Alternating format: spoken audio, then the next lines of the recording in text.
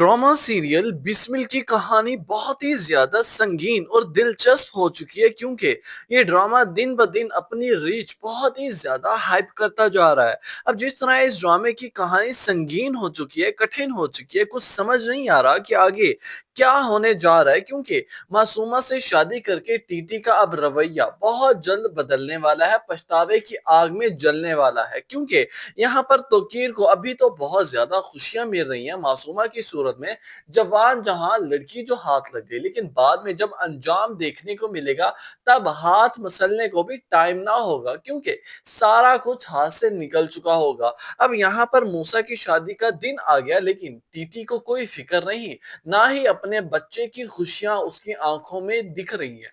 क्योंकि यहाँ पर रेहान बेगम शर्मिंदगी दिलवाने की कोशिश करती है कि आपने क्या कुछ ख्वाब सजाए थे मूसा की शादी के लिए, कहाँ गए आपके ख्वाब, कहाँ गई वो खुशियां, सारी की सारी अब मासूमा के लिए वक्फ कर दी। यहाँ पर टीटी रेहाम को ही कसूरवार ठहराएगा, कहने लगेगा कि सब तुम्हारी कर्म नवाजी है, जो तरबियत तुमने बच्चे की है आज बाप के सामने आंखें निकालने को खड़ा है, कल को हाथ भी उठा लेगा, जो तुम चाहती हो यही तरबियत की है। यहाँ पर रेहान बेगम रोना शुरू कर देगी, कहने लगेगी कि मैंने ऐसा क्या कर दिया, ज्यादतियां तो सारी आप कर रहे हैं। इसी दौरान ही मूसा आ जाता है और ये सारी बातें बहस सुन लेता है, बाप से झगड़ने लगता है, कहने लगता है कि उस घटिया औरत की खातिर आज आपने हमें इस नौबत तक पहुंचाया है। अब इसी लड़ाई झड़ाई के झगड़े में बाप ऑफिस से निकाल देता है, सारे डेबिट क्रेडिट कार्ड ब्लॉक करवा देता है। लेकिन अब उसके बाद मूसा के पास क्या बचेगा, कुछ भी तो नहीं। मूसा जाता है मोहम्मद के पास, उससे अपनी सारी हकीकत के बारे में बताता है कि मेरे पास अब ऐसा कुछ नहीं है जिसकी वजह से तुम मुझसे इंप्रेस हो या अट्रैक्ट हो। अगर तुम मुझसे ऐसे ही शादी करना चाहती हो तो फिर ठीक है। खैर यहाँ पर मोमर तो कोई रिस्पॉन्स नहीं करती, शादी का दिन आ जाता है, माइयों की तैयारियां शुरू हो जाती हैं। लेकिन यहाँ पर मूसा खड़ा होता है, जब घर के हालात देखता है, अपनी खुशियां देखता है, उसे तो ऐसा कहीं लग ही नहीं रहा होता कि उसकी वाकई शादी होने वाली है।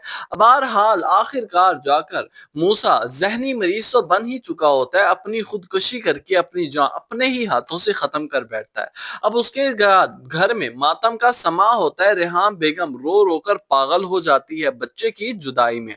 दूसरी तरफ से तौकीर साहब को भी अब जाकर एहसास होगा, अब जाकर अंदाजा होगा कि उसने कितना बड़ा नुकसान कर दिया है, अपने बच्चे को अपनी खुशियों की खातिर कुर्बान कर दिया है। अब उसके बाद जब रवैया बदलेगा मासूमा के साथ तौकीर साहब का, उसे एहसास होगा कि मेरी वजह से आज मूसा इस दुनिया में नहीं रहा, सिर्फ इस औरत की खातिर मैंने अपने घर बार को बर्बाद किया। अब व्यूअर्स देखना यह है कि क्या इस सानये के बाद क्या अब तौकीर साहब मासूमा को मजीद अपनी जिंदगी में जगह देंगे, या फिर तलाक के बोल बोलकर फारिग कर देंगे हमेशा के लिए।